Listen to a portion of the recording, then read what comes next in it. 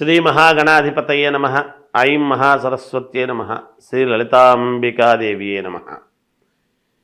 August నెల అంతా కూడా రాశి ఫలాల కార్యక్రమములో భాగంగా ఎవరెవరికి ఏ రాసుల వాళ్లకు ఎలా ఉంటుంది అనేటువంటి దాని మీద ఇప్పుడు నేను తెలియజేస్తున్నాను.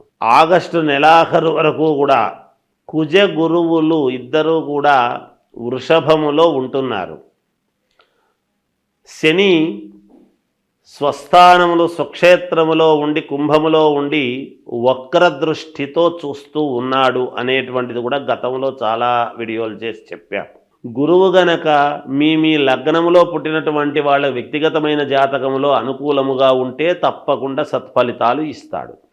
కొంచెం ఏదైనా కుజగురువులు ఇద్దరూ కూడా ఏదైనా ఉండకూడని స్థానాల్లో మీ లగ్నాన్ని బట్టి ఉన్నారు అంటే కొన్ని ఇబ్బందులు జరుగుతాయి. అందుకని ఎవరికి మేలు ఎవరికి మేలు కాదు అనేటువంటి విషయాన్నే ఇప్పుడు నేను తెలియజేస్తున్నాను. కుజుడు అనేటువంటి గ్రహము గురువు అనేటువంటి గ్రహాలు రెండూ కూడా వృషభములో ఉండేటువంటి దాని వలన ఎవరికి ఏ రాశి వాళ్లకు ఎటువంటి ఫలితాలు ఉండబోతున్నాయి అనేటువంటిది ఇప్పుడు నేను తెలియజేస్తున్నాను. అయితే మీ వ్యక్తిగతమైనటువంటి జాతకాలను పరిశీలన చేసుకుని ఒకవేళ ఏదైనా మీ జాతకములో లోపము ఉంటే దాన్ని సరిదిద్దుకోగలరు అనేటువంటిది తెలియజేస్తున్నాను. ఎందుకు? మనము స్నానము చేసి గుడికి వెళితే కదా గుళ్ళో ఉండేటువంటి పవిత్రత భగవద్ అనుగ్రహం మనకు కలుగుతుంది. మనము స్నానం చేయకుండా మనం గుళ్ళోకి వెళ్ళి గుడిలో ఉండేటువంటి పవిత్రత మనకు రాలేదు అంటే ఎలా? అందుకని వ్యక్తిగతమైనటువంటి జాతకాలలో ఉన్న లోపాలను సరిదిద్దుకుంటే తప్పకుండా మీకు మేలు జరుగుతుంది అనేటువంటిది తెలియజేస్తున్నాను. ధనుసు రాశి వారికి ఈ ఆగస్టు నెల అంతా కూడా ఎలా ఉంటుంది అని అంటే మిశ్రమ ఫలితాలుగా గోచరిస్తూ ఉన్నాయి. దైవానుగ్రహం అనేటువంటిది చాలా అవసరము. మీకు ఏ పని పట్టుకున్నా కాలేదే అనేటువంటి భావన, అధికముగా డబ్బులు ఖర్చు కావటము, అంతేకాకుండా మానసికంగా కూడా కొంత ఆందోళనకరముగా ఉండటము, భూముల వలన కొన్ని ఇబ్బందులు కలగటము లాంటివి, లేదా ఉద్యోగము చేసుకుంటూ ఉండేటువంటి వాళ్లకు అనూహ్యముగా కొన్ని ఇబ్బందులు కలగటము, ఇలా మిశ్రమ ఫలితాలుగా ఉన్నాయి. మిశ్రమ ఫలితాల కంటే కూడా ఇంకా కొంచెము ఎక్కువ ఇబ్బందికరమైనటువంటి ఇదిగానే ఉంది అనేటువంటి భావన తెలియజేయాలి. ఈ ధనుస్సు రాశి వాళ్లకు ఈ ఆగస్టు నెలలో మాత్రమే చెబుతున్నా నేను.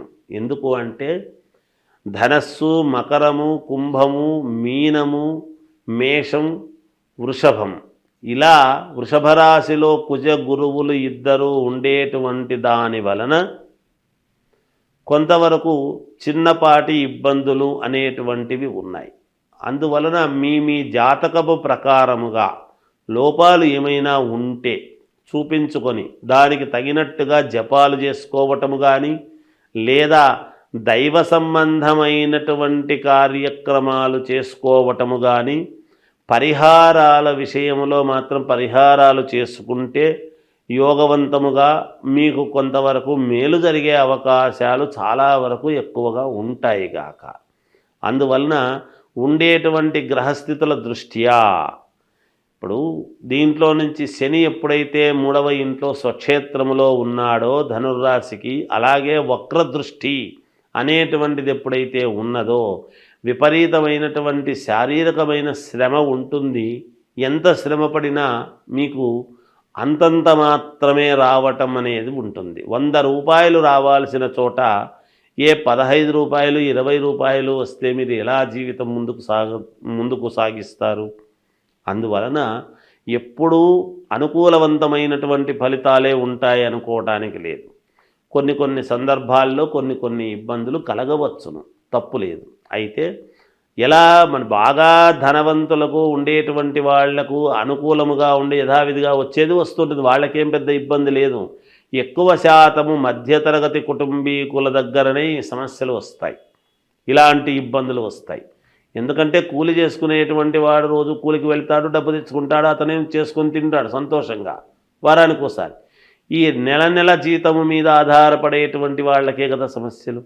అందువలన మీరు తక్కువ శాతము పరిహారాలు చేసుకుని అనుకూలవంతముగా ఎక్కువ ఫలితాలు పొందే విధముగా మీ జాతకాన్ని పునఃపరిశీలన చేసుకొని దానికి తగ్గట్టుగా కనుక మీరు నడుచుకున్నారంటే తప్పకుండా మీకు మేలు జరుగుతుంది. ఏది ఏమైనా గురు ధ్యానం అంటే దత్తాత్రేయ స్వామి వారిని మామూలుగా కొలుచుకోవటము, అంటే పూజ చేసుకోవటము, లేదా ఇంకా అందరూ వెళ్ళేటువంటి షిరిడి సాయిబాబాను దర్శించుకోవటము కానీ ఇలాంటివి ఏవో మామూలుగా చేసుకుంటే కొంతవరకు మేలు జరుగుతుంది. అంతేకాకుండా మీకు చేతనైతే చపాతీలు చేసి కనీసం 2 శునకములకు అంటే కుక్కలకు 2 ఆ చపాతీలు అలా శునకానికి పెట్టిన గోధుమ వర్ణముతో ఉండేటువంటి కుక్కలకు పెడితే మేలు జరిగేదానికి ఎక్కువ అవకాశాలు ఉన్నాయి.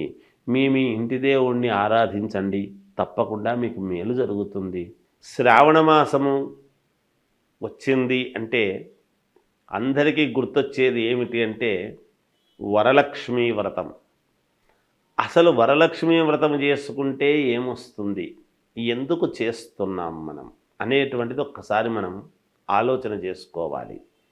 వరలక్ష్మీ వ్రతం అని అనంగానే పౌర్ణమికి మామూలుగా ముందుగా వచ్చే శుక్రవారం నాడు వరలక్ష్మీ వ్రతం అంటే 2వ వారం ఎప్పుడు పడుతుంది సహజంగా. అలా శుక్రవారము నాడు వరలక్ష్మీ వ్రతం అనేటువంటిది మనం వ్రతకథలో చెబుతాం. చారుమతీదేవి ఎందుకు చేసుకుంది ఏమిటి అనేది. అంతేకాకుండా 16 కుడుములు వాయనము ఇవ్వటము ఇవన్నీ కూడా ఉన్నాయి. అసలు వరలక్ష్మీ వ్రతం అని మనం చేసుకోవటంలోనే వరాలు ఇచ్చేటువంటి లక్ష్మీదేవి. లక్ష్మీ ధనమే ఒక వరం. అదే కాకుండా ఇంకా ఏమిస్తుంది అమ్మవారు అంటే సౌభాగ్యం. సౌభాగ్యం అంటే ఏమిటి? ఆడవాళ్ళు చేసుకునేటువంటి వరలక్ష్మీ వ్రతములో భర్త, కుటుంబము అంతా కూడా, పిల్లలు అందరూ కూడా క్షేమముగా ఉండటానికి దోహదపడుతుంది. ఏ స్త్రీ అయినా ఏమి కోరుకుంటుంది? తాను బాగుండాలి అనుకునే దానికంటే కూడా తన భర్త, పిల్లలు, అత్తమామలు అందరూ కూడా బాగుండాలి అనేటువంటి దృక్పథముతోనే ఎప్పుడు కూడా ఆడవాళ్ళు ఈ పూజలు కార్యక్రమాలు చేసుకుంటారు. వాటిలో ప్రప్రథమముగా మొట్టమొదట వరలక్ష్మీ వ్రతం అనేటువంటిది. ఈ వరలక్ష్మీ వ్రతములోనే అందుకనే 16 మామూలుగా తమలపాకులు, 16 ఒక్కలు, 16 కుడుములు, ఇలా షోడశం అలా 16 అన్నీ పెట్టి చేసి మామూలుగా తోరం అది కట్టుకొని చేసుకుంటారు.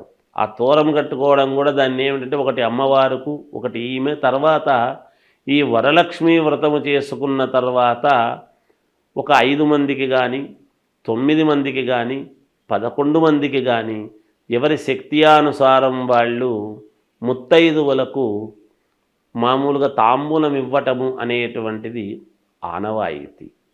ఎందుకు అంటే సౌభాగ్యము అనేటువంటిది పుణ్యస్త్రీలు అంటే అమ్మవారు ఎవరి రూపములోనైనా మన ఇంటికి మనము చేసుకున్నటువంటి పూజా విధానానికి సంతోషించి ఎవరి రూపములోనైనా మన ఇంటికి రావచ్చును. సాక్షాత్తు లక్ష్మీదేవి, వరలక్ష్మీదేవి.